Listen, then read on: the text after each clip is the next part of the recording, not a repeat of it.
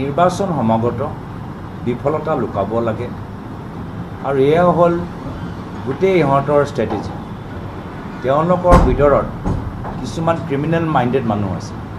BJP, RSS, VHP, Bajrang দলৰ ভিতৰত কিছুমান ক্ৰিমিনেল মাইণ্ডেড মানুহ আছে, যিসকলে এই ধৰণৰ কামবোৰ নিৰ্বাচনৰ পূৰ্বে কৰিবলৈ বিচাৰে। আৰু সেইকাৰণে আমাৰ উদ্দেশ্যটো হ'ল যে আমি অসমৰ ভিতৰত এটা সাম্প্ৰদায়িক বাতাবৰণ সৃষ্টি হ'বলৈ নিদিওঁ। বিজেপিয়ে এতিয়ালৈকে মণিপুৰৰ মানুহৰ যি অৱস্থা কৰিলে, সেই অৱস্থাটো আমি অসমৰ ভিতৰত হ'বলৈ নিদিওঁ।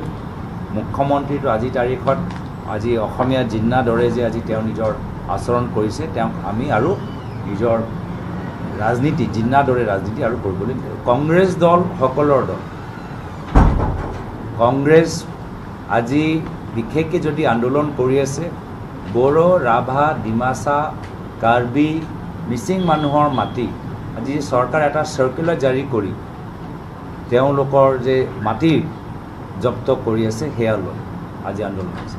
কংগ্ৰেছে যে আজি আন্দোলন কৰি আছে যে বৰ্তমান চৰকাৰে যে অমানৱীয়ভাৱে যে বিভিন্ন ঠাইত তেওঁলোকে উচ্ছেদ কৰি আছে,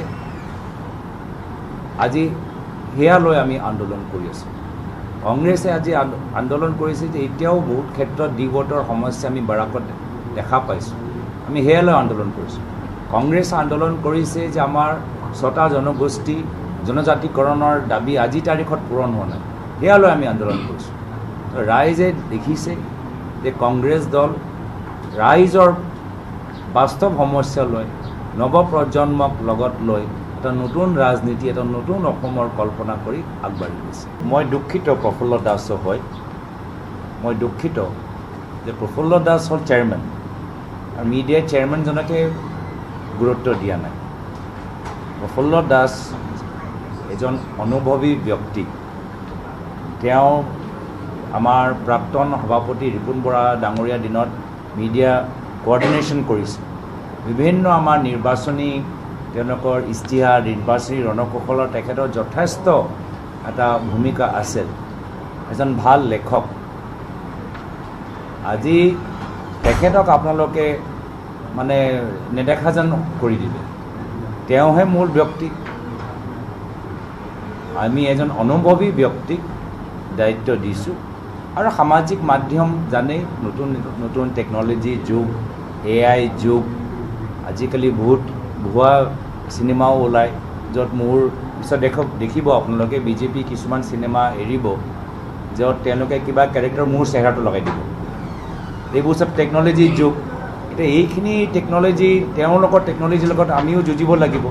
কংগ্ৰেছত গৌৰৱ গগৈ গাড়ীত কোন বহিছে, কোন নাই বহা, এইখিনি কথা অসমৰ জনসাধাৰণ তেওঁৰ পৰা জানিবলৈ নিবিচাৰে। তেওঁৰ পৰা জানিবলৈ বিচাৰে যে আজি আমাৰ নিবনুৱা সমস্যা, আজি শিলচৰত গোটেই বাৰাক ভেলীৰ আজি গোটেই ইনফ্ৰাষ্ট্ৰাকচাৰটো ধ্বংস হৈ গৈছে। যিহেতু আজি তাত ইমান গাড়ীবোৰ অভাৰলোড হৈ, চিণ্ডিকেটৰ গাড়ীবোৰ ইমান অভাৰলোড হৈ আহে, গোটেই গেমন ব্ৰিজেই হওক বা আমাৰ দলংটোৱেই হওক, চব ভাঙি গৈছে। ৰাইজে তেওঁলোকৰ পৰা জানিবলৈ বিচাৰে যে শিৱসাগৰত যে ONGCয়ে এটা স্থানীয় যে এটা কোম্পানীক যে কণ্ট্ৰেক্ট দিলে নতুন প্ৰডাকশ্যন জ'ন এক্সপ্ল'ৰ কৰিবলৈ, সেই স্থানীয় কোম্পানী কণ্ট্ৰেক্টৰ কোনোবা বিজেপি সদস্যৰ লগত ভাল সম্পৰ্ক আছে নেকি? নহয়। ৰাজহুৱা কথাবোৰ ৰাইজে তেখেতৰ পৰা জানিবলৈ বিচাৰে। গৌৰৱ গগৈ গাড়ীত কোন বহি আছে বা কংগ্ৰেছৰ সভাত কি হৈছে, এইখিনি কথা ৰাইজে জানিবলৈ নিবিচাৰে। সকলোৰ ওপৰত তদন্ত হ'ব লাগে।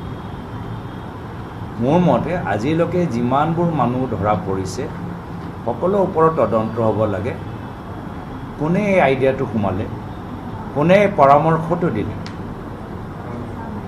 যিসকলে কৰিছে তেওঁলোকেতো অপৰাধ কৰিছে, কিন্তু আইডিয়াটো কোনে দিলে, পৰামৰ্শটো কোনে দিলে?